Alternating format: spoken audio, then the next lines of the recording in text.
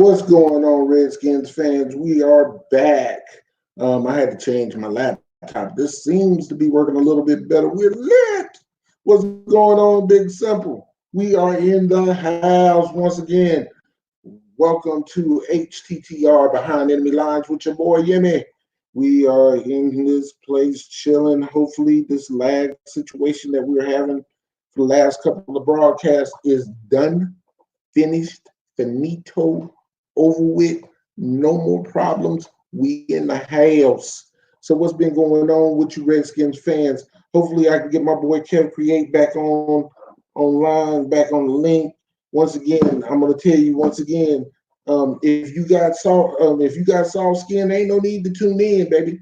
Cause we coming straight, we coming live and exact, and we hitting you from all angles. And if you can't take the heat, like my grandmama said, stay out of the kitchen.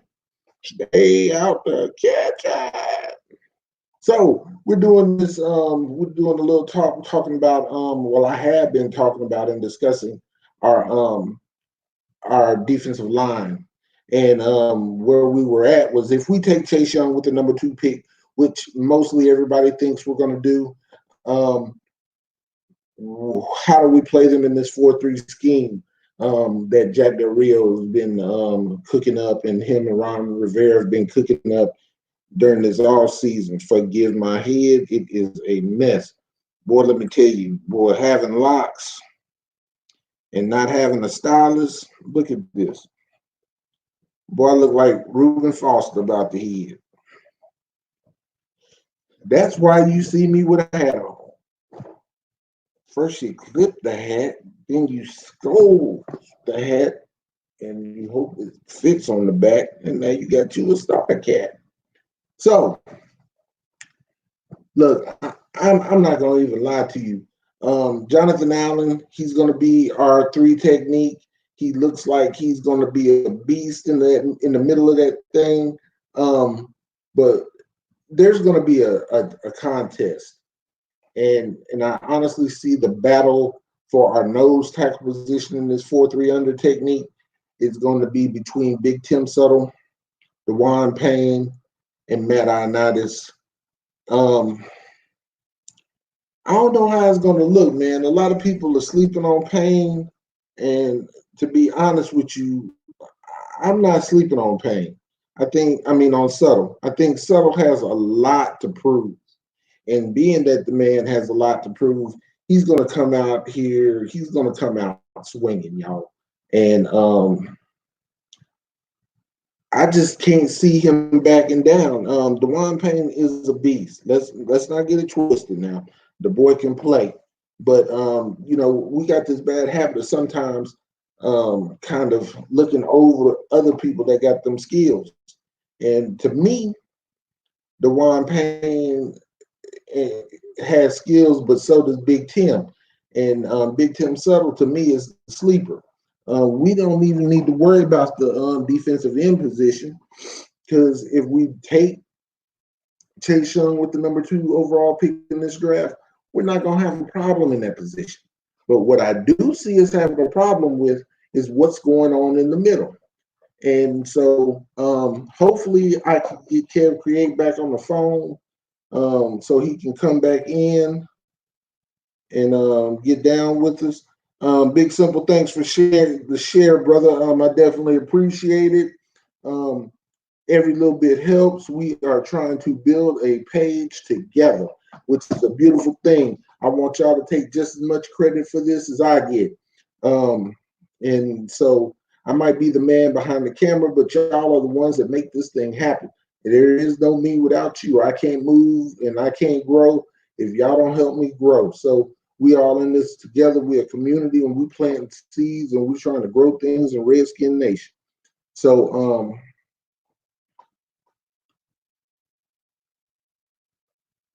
I'm just kind of lost, man. I'm really lost because I don't know exactly what we're going to do. And to be honest with you, they aren't saying much.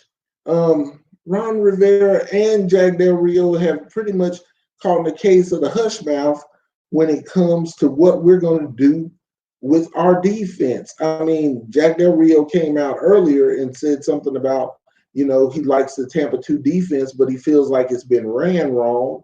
And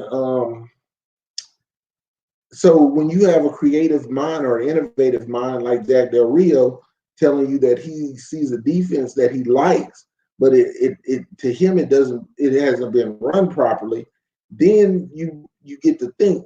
And my thing is, you look at the track record of the defensive coordinators and the people that they're picking. Our cornerback play is going to be very different than what we're used to seeing, because we're used to seeing a bunch of zone coverage from our cornerbacks with some safety help over the top. I don't think we're going to see that this year. I think we're going to see a bunch of, look, you cover your man, and we're going to play safety help high, and we're going to play some linebacker help underneath to make sure that you keep your man covered. And we're going to make these people earn their money this year. And from the looks of it, I'm not even worried about that. So, you know, it seems to be a pretty good look for us. Hey, Big Simple, I know you usually don't come on, but let me do a test real quick before I can get Kevin back. I need one of y'all to come into the chat, at least for half a second. That way I can get a test to see if I catch any lag. It doesn't look like it's lagging at all. And I'm kind of happy about this. I had to go back out there and restart my router and check all my connections, and then I changed laptops, and it seems like this laptop is faster than the one that I had hooked up before. So we're gonna see, but I need somebody to help me test this thing out. Let me try to hit Kevin back up one more time, get him back on here.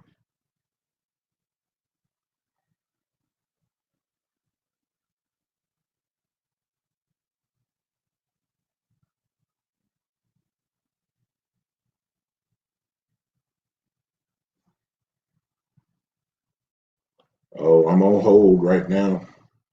So what do y'all think? What do you think we should do? I honestly think open competition at every position is good. I honestly feel like with our linebacking core, we got some sleepers at linebacker. You know, we got Sean Dion Hamilton, who by far was our best best cover linebacker that we had. So that would put him in that would definitely put him down in a weak side linebacker, but he actually can play middle linebacker. We got Sean Davis. I mean, not Sean Davis, but we got Jonathan. We got Thomas Davis, who we picked up from the Chargers this year, who played with Ron Rivera for mostly all his career at Carolina, who's coming in, who we might make our Mike, because we need somebody to call the defenses. Then we have we got Cole Holcomb. We just got a lot of linebackers, and I'm not even trying to forget Ryan Anderson, who can play either he can play on the end, defensive end in certain schemes, or he can play strong side linebacker. So let's look at Josh Harvey Clemens. We've got a situation on our defense that, from the looks of it, it ain't a bad thing to have. You know, it's good to have too many pieces. You see what I'm saying? It's good to have depth. And the crazy thing is, I see depth all along our defensive in our defensive unit. A lot of people are kind of not happy with the cornerbacks that we picked, and they're really talking about, that we need to draft cornerbacks. And yeah, we could probably draft a corner. It wouldn't hurt us, but I really don't see where we're really hurting. And the reason why I say this is because bringing Kendall Fuller bringing Fuller back into the fold, he gives us that ability to play corner on the outside and play nickel corner. Then we have Darby, who when healthy, when he's healthy, he's a dog. And he got burnt. I mean, he got scorched last year when he was with the Eagles. But we got to take into account too that he was injured most of the season, that he played injured. And when you play injured, you don't get, you probably don't get, you're not getting this player playing at 100%. And so with him playing injured last year, there was some drop off in his play. And so do we get him back at full health? And then he's at home, which is a good thing. And nobody wants to get embarrassed playing in their hometown, period. Nobody wants to get embarrassed. So, and playing for the team he grew up loving. So I think he's going to play above his station. He's gonna really play with 100%, 200% like attitude because he is playing at home. So then you add Monte Nicholson or Monte. Yeah, is that Monte? Not Monte Nicholson. What's that boy's name? Monroe. Monroe. You add Monroe to the mix, and Monroe can play bump and run. He can play lockdown. I mean, he can play press. And from Jack Del Rio's past in his history, he loves bigger press corners who have the ability to play the run and also have the ability to lock down a corner. What bothers me in this is, I mean, we have a lot of pieces, and it's not bad to have pieces, but it's bad to have pieces when you can't put the puzzle together. Look at Minuski for all these years, how he struggled trying to put this defense together because he did not know how to fit the pieces together. And that gave us a big issue. It really gave us a problem that a lot of people wouldn't mind having, but for the most part, it wasn't good. I mean, matter of fact, it sucked. And when you have defensive coordinators who have pieces but want to play a scheme and don't get the best out of their players, you get a defense like the one we had last year. You have a bunch of people sitting up there shaking, scratching their head like, man, the Bama boys are outstanding. Yeah, and they flash, but you're playing them out of position. You're not playing them to to maximize on their strong points. You're playing them just to play and to think. And what I saw with our defense last year, I saw a bunch of players who were thinking. Nobody was attacking the ball. Now, understand that in and I've covered this before.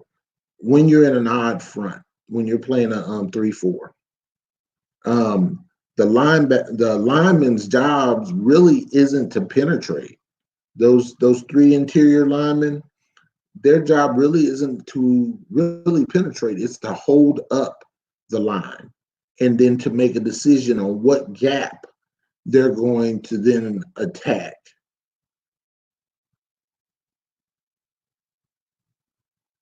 Yeah, and then having injuries, that even made it worse.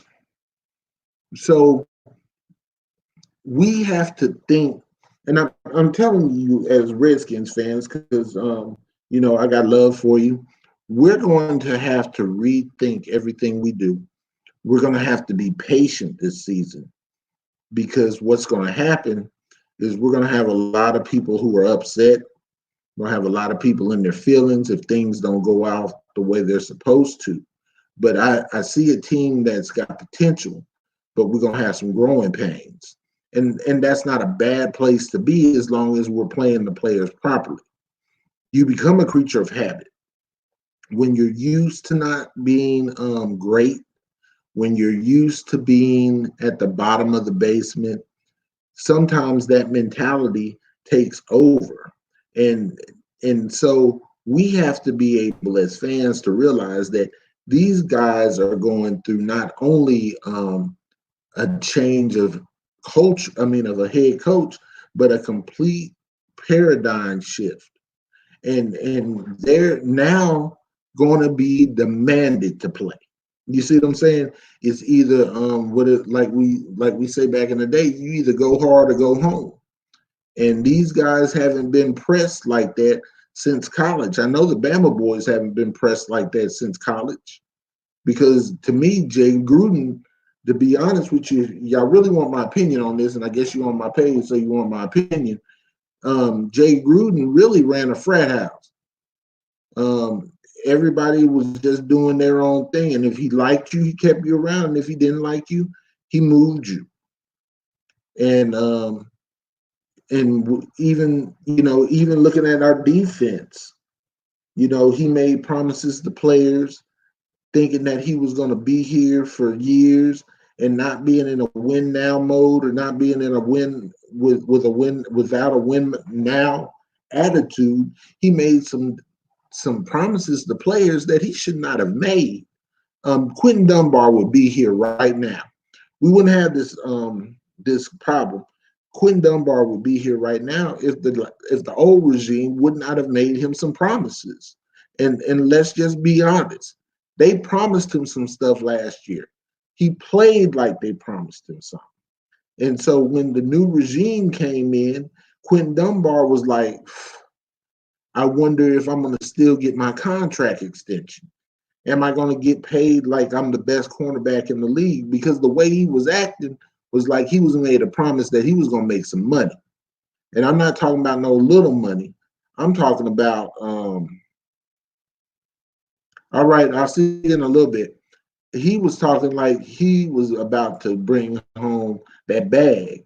And evidently, the new regime was like, we don't know you. We don't have any idea. Yeah, we've seen you play. We've seen you on film, but we don't know the player. And that's something that a lot of people don't understand. I know that Jack Del Rio took the job at Washington because Ron Rivera probably came to him and said, look, man, look at what we got. Look at what we got. And he probably played film for the man and everything. Because I know Joe Gibbs, Ron Rivera even said it himself, that they watch film. And coaches have this habit, especially Joe Gibbs. Let's go back to Joe Gibbs real quick. Let's go to Joe Gibbs. Joe Gibbs was probably watching film on the players, and he was probably freaking disgusted because he was like, man, nah, we can't be playing like this with the talent that we have and the flashes that we have. The problem with us for the last at least 3 years that I've noticed was that we could never finish. We never finished on defense. And one of the reasons why we didn't finish on defense was because our players were tired as hell. I mean, worn out. If you play, let's say 3/4 of the snaps, from offense and defense, you're gonna get tired out. Our offense was one of those, we didn't sustain long drives. We rarely scored, and we put all the weight on the defense. Look, we're going to score 7, 8, 10, 12, 14, maybe 21 points this game. You got to stop these defenses from beating us. I mean, these other offenses from beating us. And that's a lot to put on your defense. When the defense makes a mistake, they can't go off the field and say, well, we screwed up, but I know our offense could get us back in the game. No, they couldn't do that. And the only time that it looked like we could do that was when Alex Smith came over before and played those first 6 games. It honestly looked like we could win from an offensive standpoint. But after he got hurt, I looked at some of the picks that we picked to replace this dude. When they picked up Case Keenum, I was like, they're not trying to win. When they started relying on Colt McCoy or Choke McCoy, I knew right then we weren't in a mindset to win first. What we were doing was just being steady. Yeah, Colt beat the Cowboys in Cowboys Stadium, but when you look at it, the Cowboys that year weren't that great, and they probably weren't even up for us. It was one of them games where they probably half-assed all week during practice because they felt like, look, we can just go in and beat them anyway. So, I'm starting to look at things from a different mindset when it's concerning the Redskins, because it's time, to be honest with you, man, it's time to either put up or shut up. And if you can't play, then it's time to go. And a lot of people need to realize that a lot of people are in win now mode, man. A lot of people are in win now mode with this franchise. I think it's going to be probably 3 years before we get a return on our investments. But I honestly believe that we can win this division. I'm not confident. To be honest with you, I'm not confident in the Eagles. I don't feel like the Eagles have enough weapons to beat our defense if we come in and play right. Um, Carson Wentz, to say the least. Everybody gives him all these thumbs up and how good of a quarterback he is. And let's just be honest, he can play. But he spends more time hurt than anything. And that's why I gave him the name Mr. Glass. Because if you hit Carson Palmer on his shoulder, he going down with a knee injury. You see what I'm saying? That man, the best thing that ever happened to us in the division was that they got rid of Nick Foles, because that was what was really keeping the Eagles afloat. Is that, okay, if we get hurt, we can always go to Nick. And Nick may not be able to be the starter the whole season, but he can play good enough to keep us rolling and win games. And so my argument with, unless the Eagles get a top-notch receiver that can play, that can take the top off of a defense, I'm not really concerned about the Eagles. Now, the Cowboys. Once again, y'all know I live here in Dallas. So I see everything Cowboys all day, every day. And to be honest with you, outside of Donovan Wilson, who I know his mother watched the kid play growing up at Woodlawn High School in Shreveport, Louisiana. Shouts out to Woodlawn High School. That's the same high school that Terry Bradshaw and Joe Ferguson went to. The boy has skills, and will he start? Probably not. But that's the sleeper that they got on their team. If that boy ends up starting, he's gonna be a beast. And I'm gonna be honest with you, I hate to see him at safety with our wide receivers going across the middle, because he's gonna kill one of our boys. Straight up. I was lobbying so hard. I was talking to his mother on the phone. I was lobbying so hard for that boy to if he don't get drafted, check and see if he'll go free agent to Washington, because we need a free safety. But it didn't work out that way. He ended up going to Dallas. So with Dallas on their defense, they picked up Alton Smith. Alton's older. He hasn't been in the league for a few years. I think it's 3 or 4 years. He's gained some weight, but he's put on a lot of muscle. I don't know what player you're going to get. Their linebacking core, Sean Lee, he re-signed his contract with them. He stays hurt. That other linebacker that they got, I think his name, I can't remember. I hate him. Number 55. He plays really good, but he gets hurt too. And then their secondary is lackluster, to say the least. So how are they going to beat you? By putting points on the board. Can they put points on the board? Well, if Dak doesn't sign his free agent, if he doesn't sign his what is it called? Damn. Well, Lord, I'm thinking. Thank you. If he doesn't sign his tenure to play this year under his tag, then who they got to play quarterback? They don't got nobody that can actually play quarterback for them. So if he holds out, I can see us beating Dallas easily. Now the Giants and Daniel Jones, and Saquon Barkley and their receiving core. You seen them. You saw him last season. Daniel Jones, if he takes a step up, you still seeing what he pretty much has to offer. He fumbles a lot. Um, can he get the ball downfield? Well, the receiving core since OBJ left, they're lackluster to say the least. I mean, Golden Tate, he's good. He's a good player, but he's not young anymore. And so you got to rely on Shepard and some other players that they have.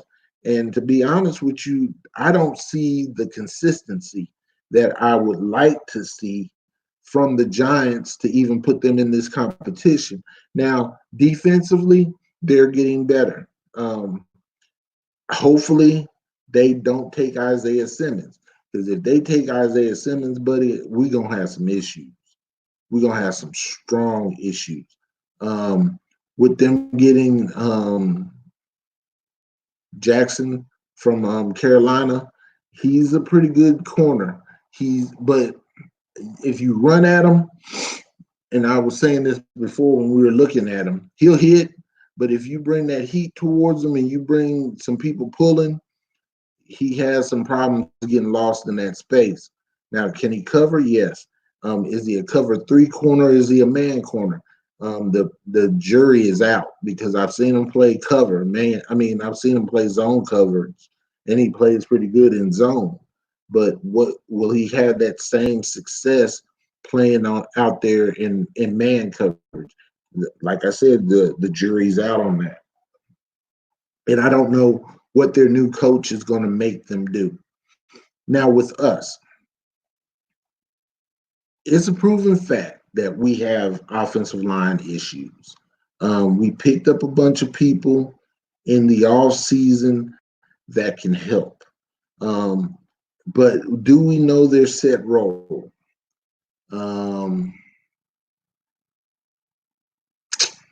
No, we really don't. And that's the question. I hate the fact that Flowers left, but I still say we have a project like Flowers playing for us right now. We've had him for years, and that's Morgan Moses. Can you depend on the players that we got in free agency for one of them to be able to play right tackle? That's the question we need to ask, and it will answer a bunch of questions. If we go out and get if we trade Trent to the Vikings and we pick up their defensive end, if we pick up their left tackle, then we have a stopgap measure in there. But we still want to see if Gerard Christian will pan out. So I think, to be honest with you, and I've said this in earlier telecast, that Morgan Moses, to me, is the most reliable player that we have on our offensive line. Now, does he hold? Does he get false starts? Does he get those penalties? Yes. Why is that? I've already explained it 1,000 times till I'm blue in the face. He can't kick out. To me, he has problems with playing in space. So with a player that has the potential, because he can block, he can play, then the way you fix that is that you move him inside. It's not like he can't play. So you move him to guard and you let him play where he's got some help. Or if you keep him outside, then you run a 12 package. Or you run a 21 package.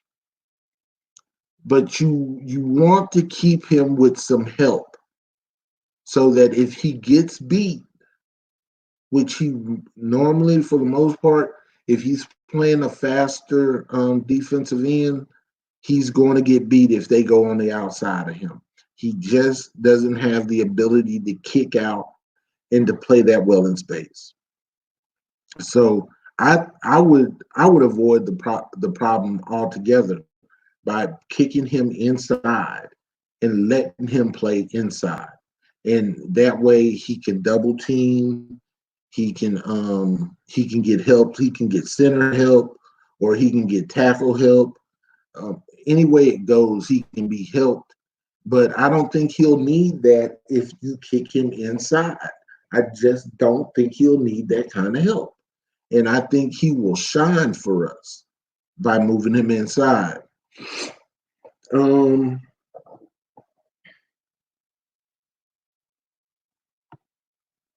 yeah, let me text my boy because I really want him to come on. I really want him to be a part of this because this brother right here, Care Create's got a lot of knowledge, and I want to be able for him to share some of this with y'all. But yeah, I honestly think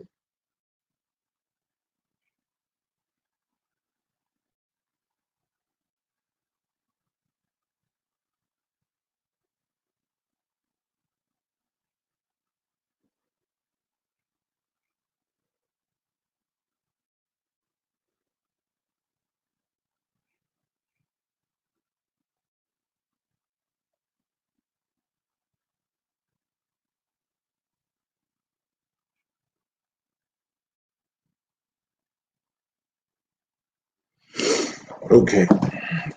I was just letting Kev know that I had that problem fixed. Um, we have to be like I told y'all before, and I've been preaching this because I hope that everybody that watches this page, everybody that's a Redskins fan, that are trying to get a better understanding of our franchise and how we should move going forward, realizes that the position that we're in. We have the talent. We got young talent. Kyle Smith has made some great decisions as far as later round picks that we brought onto this team, all the way from Terry McLaurin, Cole Holcomb, DeShazer Everett. If he gets his stuff together, he's going to be all right. To back up Collins and to play some special teams. Um, Monroe, he's got a chance to start, and he's got that potential. So I think some of our later round draft picks that we've had have been good. Our first round draft picks, to be honest with you, they have all been solid, and for the most part, they've all panned out. We're just waiting to see what Haskins does this year. But I honestly believe the offense that we're going to run, running an Air Coryell offense, is perfect for Haskins. Um, I was listening. Me and Kev were talking earlier today, and he was like, "Well, I don't think we should be a run to set up the pass kind of team." And I kind of disagreed with him because I look at it like this: we don't have to be a run to set up the pass team, but we do need to be a play action passing team. We have to make it to where they fear the run. And with our running back core, with our group of running backs, with like I said, with Jordan Love, I mean with Bryce Love, Darius Geis, the almighty AP, bringing Sean Barber, or I think that's his first name, but bringing Barber and then bringing McKissick into our fold, we're gonna have we're gonna be pretty good. And the great thing about it is looking at yeah, looking at Love, for the most part, Love is a three down back. Love is not a two down back. Geis is a two down back, but Love is a three down back. He can carry the ball on. He can run the ball. He can catch. Geis can catch too, but his running style to me, he's a short distance or he can break away. He's got breakaway speed, but he's one of those strong make contact type running backs. Where Bryce Love, he'll make contact, but he'll make you miss first. He will definitely make you miss, and he'll hurt you because if you stand flat footed with him and he's coming in for a tackle, he is going to make you look terrible. So yeah, we've been in here 35 minutes. Um, I've talked until I'm almost blue in the face. But also, while we're talking about it, uniform changes. I'm not sure how we could do uniform changes. That's gonna be one of those things that I'm really gonna have to see. Um, because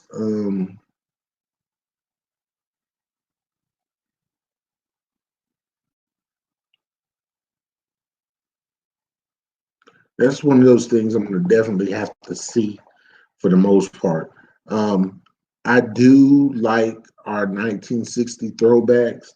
I'm going to pull up the uniforms that I like, um, and I'm going to show you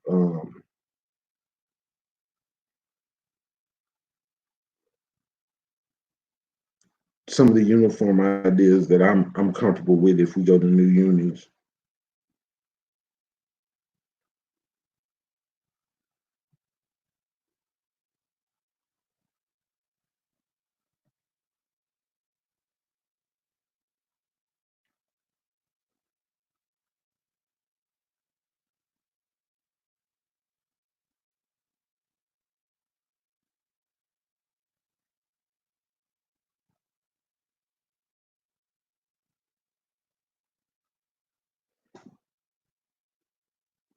I don't know if y'all can see this, and I hope that you can. But this is the concept uniform that I really like. It's got the darker burgundy uniform. It has the white numbers with the darker burgundy pants, but unlike the other ones, they do have a stripe on them with the arrowhead. I think that is amazing, or with the spear on the helmet. I think that is amazing. That's my favorite Redskins look. Let me find another one.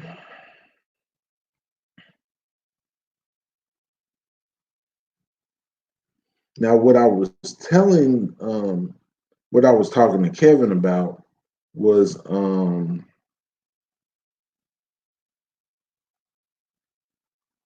was that old uniform that they wore when Sonny Jurgensen was around. Try to find it.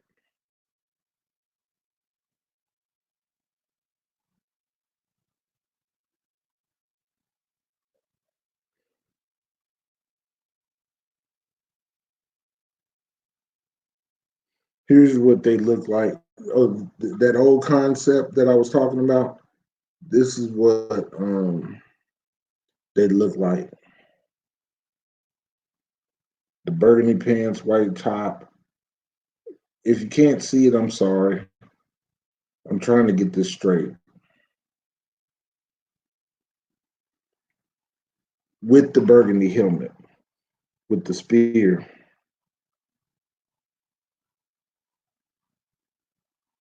Here's another concept that we wear now, but I would add the spear helmet to it and put some stripes on the pants.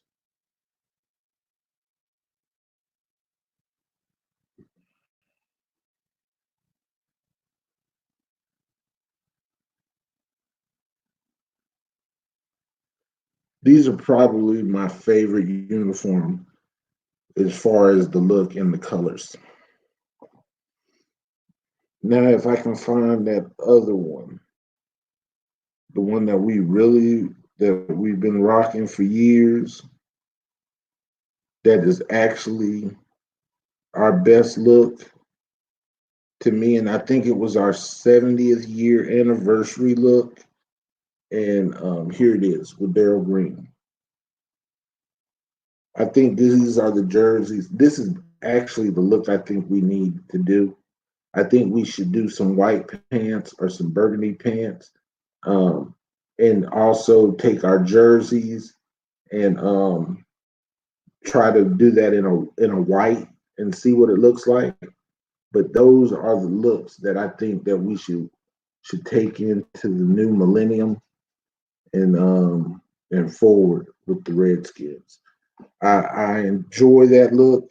We can put the Indian head on there somewhere, but it's just something about those dang uniforms that are clean, they're classic, they don't have a lot going on, but even though they don't have a lot going on, they still look tremendous. And to be honest with you, man, um, for some weird reason, we played better in those uniforms. You know what I'm saying? Now, a lot of people like that old throwback, back into the 1980s when I was a young Redskins fan myself, and they had those the white on whites. Those are clean, but you can still do that concept even if you change the logo and go to the arrowhead look. Um, I don't know how good y'all can see this. But yeah, those are some of the looks that I've been wanting to toy around with and see if we could actually make it happen as far as a uniform change is concerned. I'm really done with this pissy yellow though. This yellow, man, I honestly hate the fact that Lombardi brought this ugly yellow to our uniform.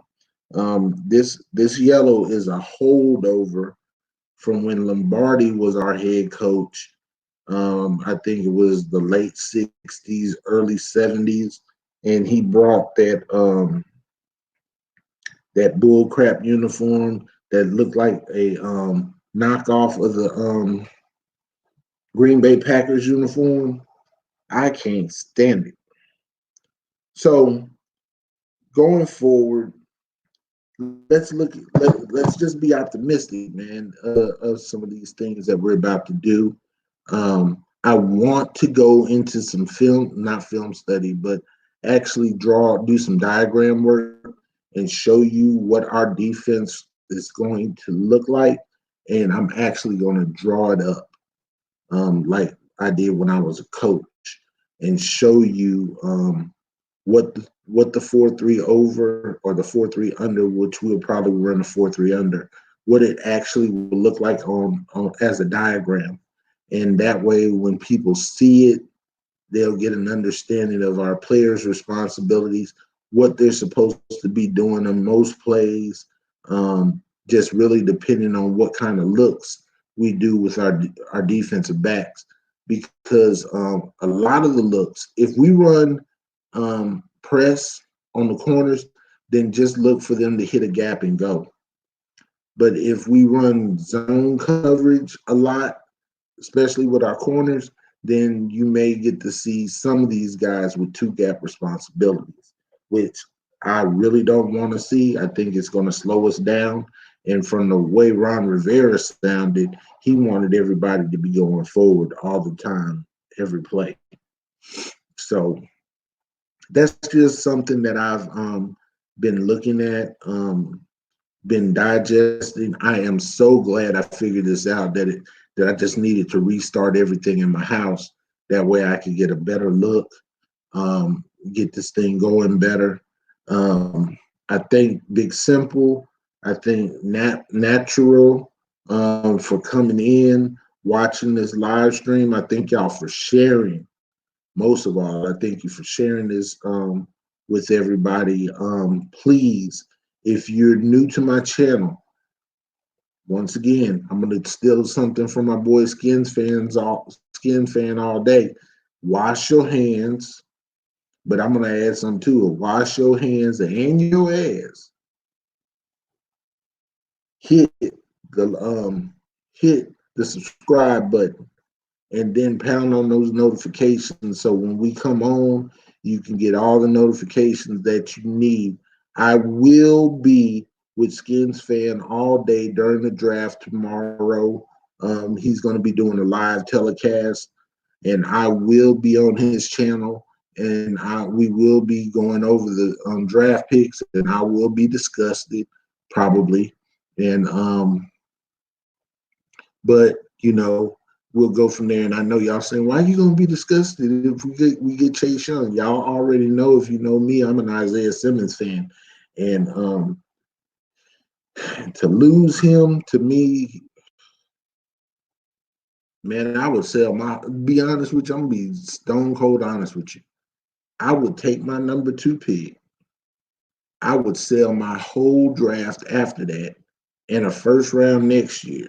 If we could trade back with the Lions and get their number 3 pick, and we could get Simmons and Young, I would be the happiest person. We wouldn't even need to watch no more draft.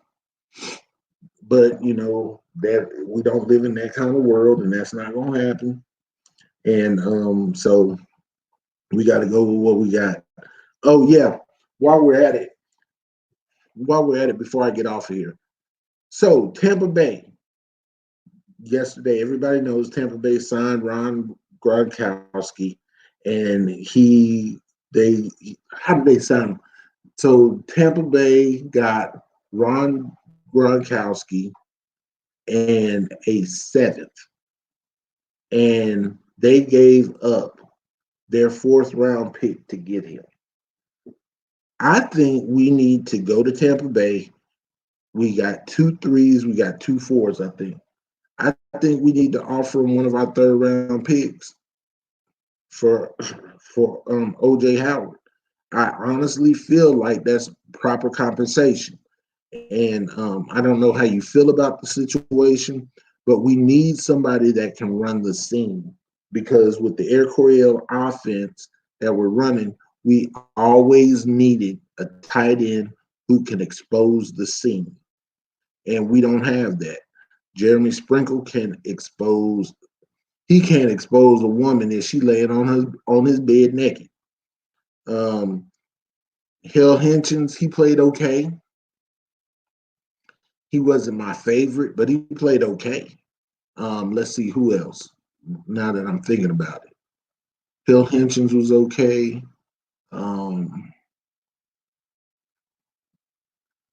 Thomas, let me see what this boy's name is. Let me go to my handy dandy phone, pull up my Redskin stuff, because I got some notes in here.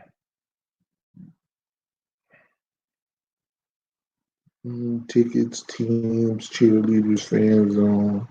Let's go to team. Okay, so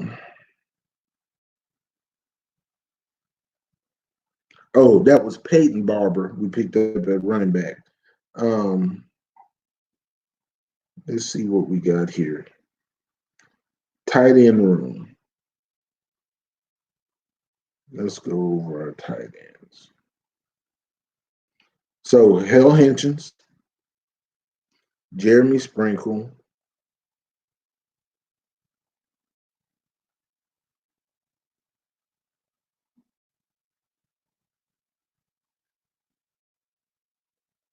Richard Rodgers. Richard Rodgers is 6'4", 257. He has 6 years of experience, been in the league for 6 years. He's 28 years old. He went to college in California. Last year, he didn't have any receptions, The year before that, he had one reception for 7 yards. The last year that he had, the last year when he had good gameplay, actually was 2015 was his best to me. Yeah, from the looks of this, was his best season. And that in that season, he had 58 receptions for 510 yards, 8 touchdowns.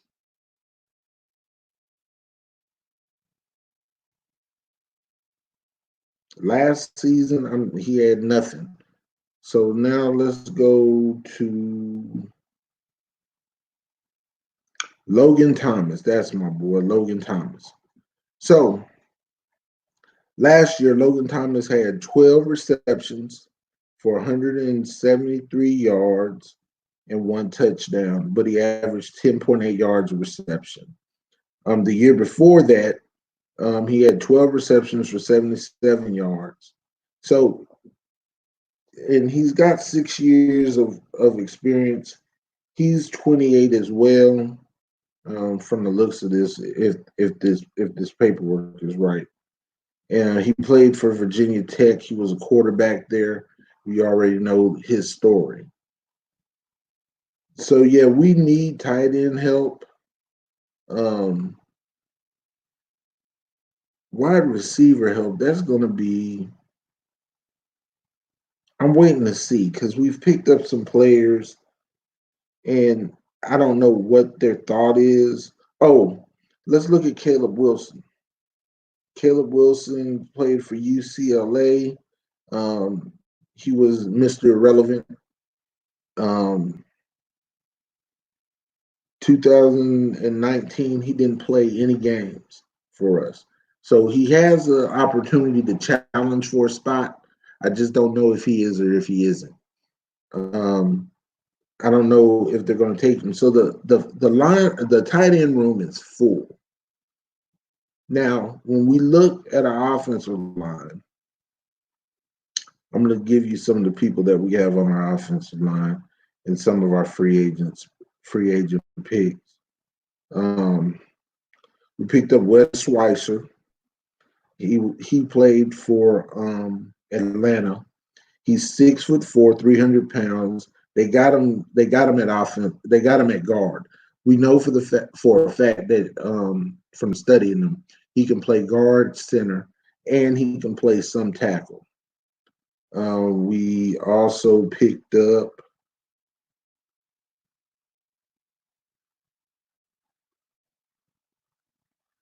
Give me a second. I'm looking. Shoot.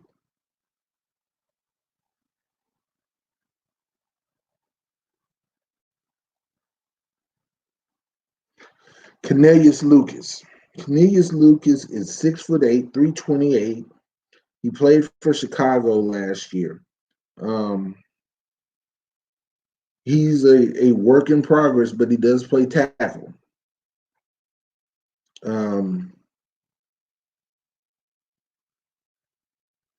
He does play tackle. He does have potential. Last season he did play pretty good, so we just got to see what he's going to do this year. Also, I'm going to go into some people that we already know that we have that, but I think they're kind of like on the bubble type players. You know, we have Jerron Christian. Jerron Christian has been with us for 3 years. He came out of Louisville. He's 6'6", 312, 315.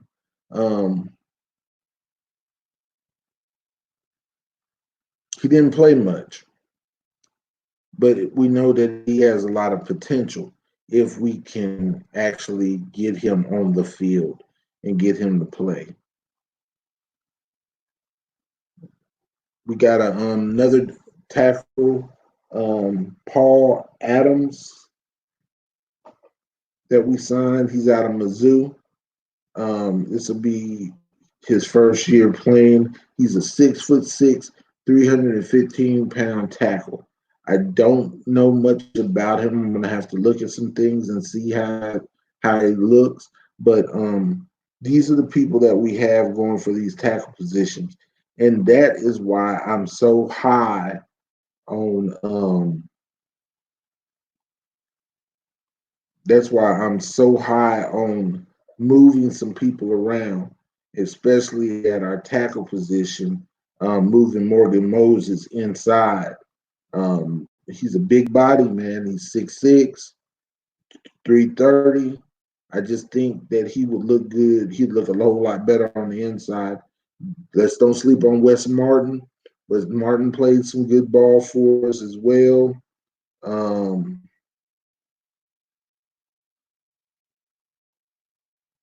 Timon Paris, not too I'm not too fond of. We that's going to be the biggest battles that we have on this offensive line, and I'm waiting to see how all this stuff plays out because what's going to end up happening with the Redskins is really going to be dictated by our offensive line and our defensive line and how these guys play. Um, and if they can play. So I want y'all to tune back in with me. I'll probably come back on later on today. I'm going to talk to some of the guys that I'm normally in a chat with and see if I can get them to come on and to put in their 2 cents.